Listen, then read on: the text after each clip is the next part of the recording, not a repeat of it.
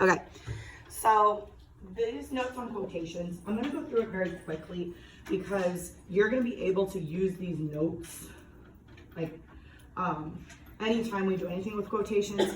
And on your CUA, there's like 4 questions I think that they put on there about how to correctly use quotations. Like they're multiple choice, but it'll say like which one of these quotes is quoted correctly, and you'll be able to use these notes on that part of the test, okay? Because this isn't something that you actually need to memorize, because you could always look it up when you're writing, so it's not something I expect you to memorize. But there were some mistakes I saw when we did essays, and we hadn't talked about quotes yet, so I didn't really take off points for that, but I did mark it if it was wrong. So I just want to make sure we know how to correctly quote things. And later on in the year, we are going to be writing a children's book. It'll be very short because it's a children's book. But you're going to need quotes in there, and you're going to want to know how to quote things correctly. So you'll be able to use these notes, so I'm going to go through them quickly. There are some practice slides in this PowerPoint. I'm going to skip through those today just for sake of time, but this is in Schoology, so if you ever feel like you need to go in and practice quotation marks, or if I go too fast today, you could go back into the PowerPoint and look at it later. There are a few examples for you to write, but most of them I copied and pasted for you because there's some that are kind of long. So we know that for quotation marks, we use them in everyday conversation, so it's easy to tell if somebody actually said something or if you're paraphrasing what somebody said. So we got this guy, he says, do you have a favorite writer? And this girl said, I really like Edgar Allan Poe. So how do we do that correctly? And these are the 2 that you're writing on yours. Oh, those are the examples? Yeah, these are the 2 examples. So for these examples, and we're gonna go into these a little more, we have the quotations around the question, and then Jamie asked, period. Then we have, I really like Edgar Allan Poe, said Maria, but notice that there's a comma there. And we're gonna go into this a little more, but these are the main 2 that we're gonna focus on. Most people do the question part correctly. It's the putting the comma at the end of the quote before they add something on that we've been missing.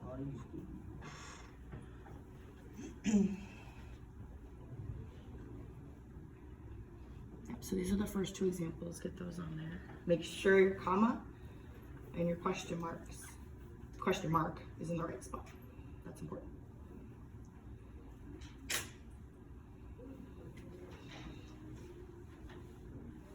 I'm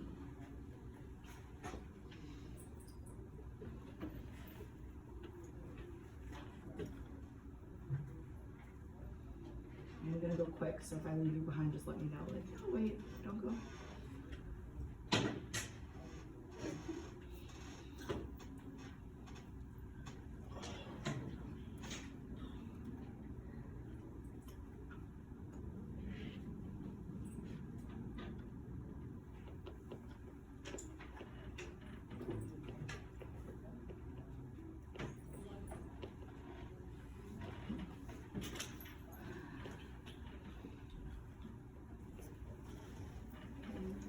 Are they still writing on this slide? All right. I keep looking at my notes because it all looks the same. So using quotation marks when you're doing an exact quote, remember that we have to introduce your quote, or we have to have something that goes with it. You can't just put a quote on the page. Remember when we did your essays, I said you can't just drop a quote, you can't plop a quote on the page. Most people fixed that and they added something to the beginning or something at the end, but then the problem was we were missing a comma. So I put a lot of commas on papers. If you introduce a quote, you have to put a comma, like Rita said, or the author explains it through this quote, whatever you say before the quote, you have to put a comma after it before you start the quote. And if you put it at the end, you put the quote and then you say, the author said, at the end, you have to have a comma inside the quotation mark before you write what else you want to say. So these 2 are going to be really important. We want to make sure we're doing those 2 correctly. And these are the next 2 examples for you to write down there. And again, this wasn't something I took points off for if I saw this mistake, but I did add it in on your essays if I noticed it. This is something we want to start doing. So don't just plot quotes, have a introduction or something on the end.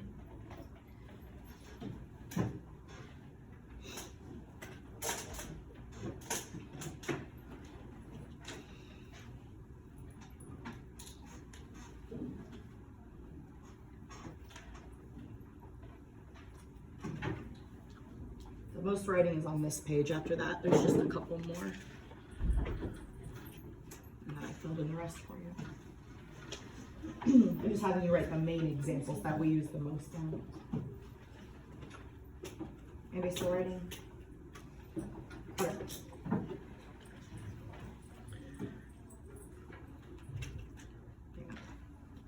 I gotta click the tip. That's what it is. So something's missing. There it is. All right. If you're doing an indirect quote, and there's nothing for you to write here, you don't have to write anything down. But if you're doing an indirect quote, which means you're rewording what somebody says, you're not actually writing down word for word what they said, you do not have to put quotes around it. So like this is a direct quote, there's nothing for you to write. You don't have to write this. Vicky said, I'm going to the car wash. That's a direct quote. But if you were to say Vicky said that she was going to the car wash, like you're just saying, like paraphrasing what somebody said, you do not have to put quotes around it. And I didn't see that very much in essays, but I did see it in a few people's essays. They put quotes around something they paraphrased. And I would have put a note on your essay if you did that.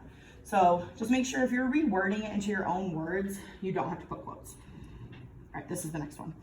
So when you're writing a quote, and the first one, and you're writing these, yes?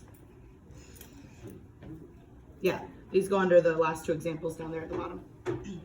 So when you're writing, like this is a complete sentence. I want to sit here, not over there. But you're putting Anna said in the middle. You're splitting up the quote. We see this in books a lot. Make sure you have the comma after the first part. Then you have to have another comma, and then you finish it up. So I want to sit here, comma, Anna said, comma, not over there. That's something we see in a lot of books. If you're putting two quotes, like let's compromise, we'll sit in one of the middle rows, but you want to put the person in the middle, you do it this way. Let's compromise, comma, said Sylvia, and that's the normal way. And then you put your second quote. And again, this isn't something I expect you to like memorize. You'll have these notes, you'll be able to go back and look at these and say like, how do I do this? Oh yeah. Especially when we're doing our own writing later on in the year, if you want quotes and you want to get like kind of fancy with it like this, this is something you'll be able to look back on. I usually do this a little later in the year, but since on the next benchmark, which we're doing next week, they put questions on quotations, I figured this was a good time to do it. So you have the notes you can use. So these two are pretty important.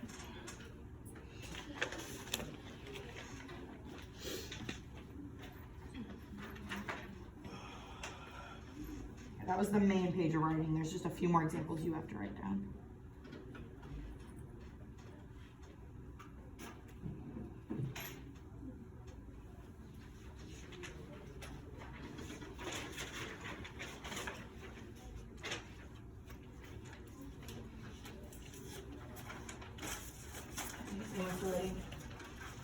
All right.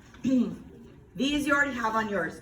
So a direct quote can be set off from the rest of the sentence by a comma, a question mark, or an exclamation point. This is pretty much what we just talked about.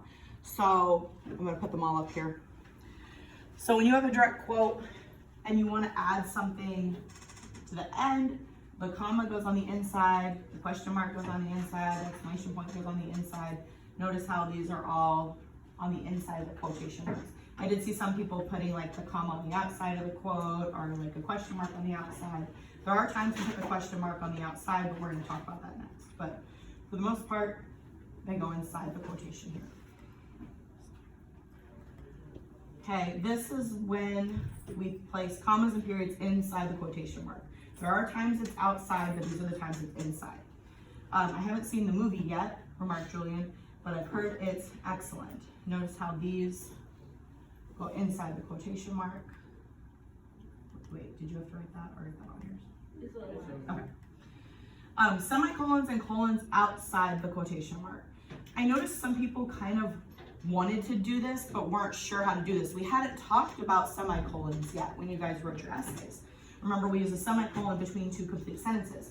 A lot of people were on the right track. You were getting here with this. You put who said your quote, the Greek philosopher Socrates once said. As for me, all I know is that I know nothing.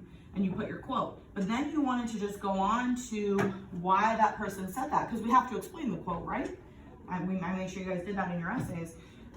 You could do a semicolon to connect those two ideas together.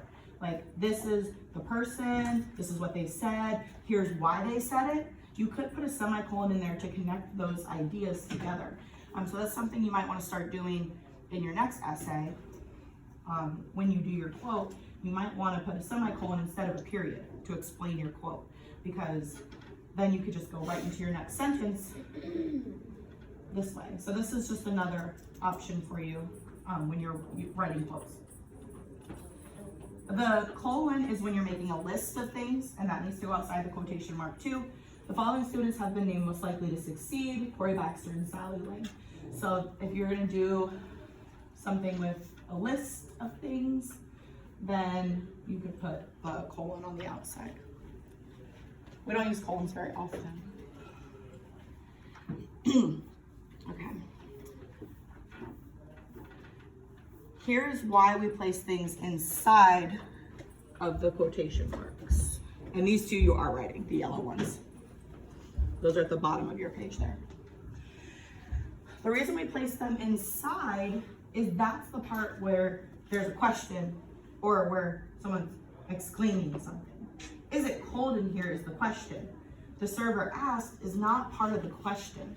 So that's why we put it on the inside, and then we finish our sentence and put a period on the outside of asked. Yes, I answered. Please turn on the air conditioner. Goodness gracious. It's like Mickey Mouse, starting to get Mickey Mousey. Yes is the part that's being exclaimed. Please turn on the air conditioner is being exclaimed. I answered is not being exclaimed. So that's why we put those on the inside of the quote. Because it needs to go with the question, it needs to go with the exclamation.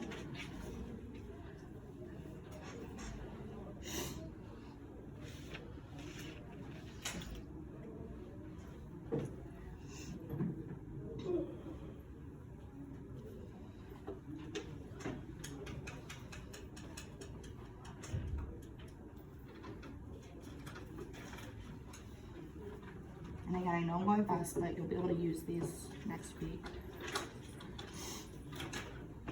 Or anytime.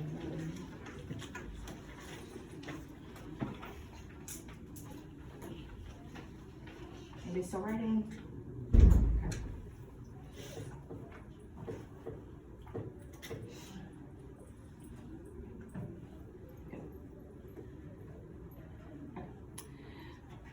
All right. If the quote itself is not a question, that's when it goes on the outside.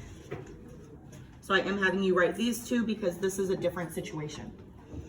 So the question is, why did you say to her? It doesn't matter. It doesn't matter is not a question. That's what somebody said to somebody else.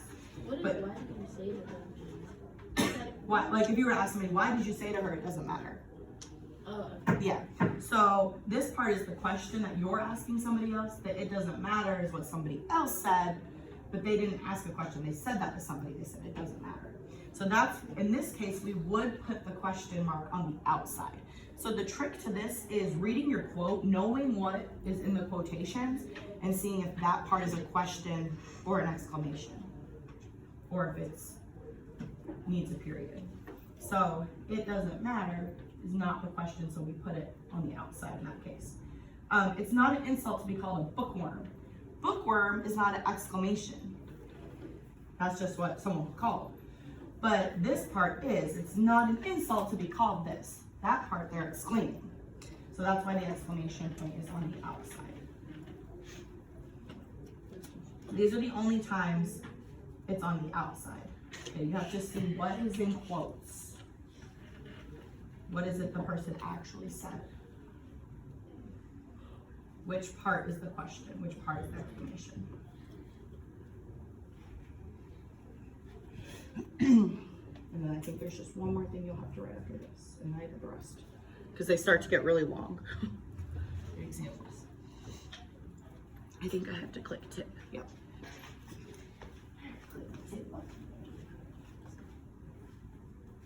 Maybe still writing. Tip.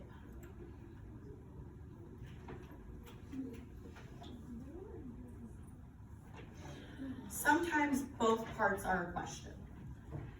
If both parts are a question, then it goes on the inside again. Like, who asked, what time is it? Both parts of that are a question. You're asking who asked it, and then you're asking the question that they asked. What time is it? So if both parts are a question, it goes on the inside. And you'll notice on that last slide where I clicked the tip, there was like a practice. Again, this is in Schoology, so if you want to go through, if you ever want to go back to it and play around, there's like these practice questions you could do to see like if you got it, but you don't have to. And I'm just trying to save us some time, so I'm not doing them. Already got this one. The rest I'm just going to go through quickly here. See, there's all the practice. You don't need this. Okay. When you're, and this is why I gave you the rest of this. When you guys are doing your children's books, if you're having like a conversation between people on the same page, something important to know is every time you start a new person talking, you start a new paragraph. So that's what this one's showing you, and this is in your notes. If you're quoting a passage, for a quoted passage with several paragraphs, put quotation marks at the beginning of each paragraph and then at the end of the last paragraph. I don't think you'll be doing anything like this, but basically what it just means is like this is all a quote, but they're splitting it up into different paragraphs, and since they're doing that, they have to keep showing it's a quote, and then they have to put one at the very end when it's ended. That's kind of confusing. I don't think we're going to get that sophisticated, but if you need it, you have it on your notes. And then this is like a quote in a quote. So if you're doing a quote in a quote, this is how you do it. Ron said, "My parrot can say I'm pretty bird. Do you want to hear it?" This is the part that Ron said from my to it, but then the parrot said, "I'm a pretty bird." Notice that's when you use just a regular apostrophe around it. Like you do like one quote around it instead of double quotes. Helena told me it was Ron who said parrots make great pets. Ron said parrots make great pets, so that's why that is a single quote, but since that's the end of what the person said, it's like almost like a triple quote here at the end. Again, I don't think we'll be doing anything like that, but if you need it, this is what it looks like. And the rest is when to put quotation marks around the titles of things. We put quotes around poems, quotes around essays, and quotes around short stories. Besides that, I think the rest is practice that we're not going to do. Okay. So you guys have these notes. You'll be able to use these on your CUA next week. And then I just have some multiple choice practice for you with quotations that I'm going to give you.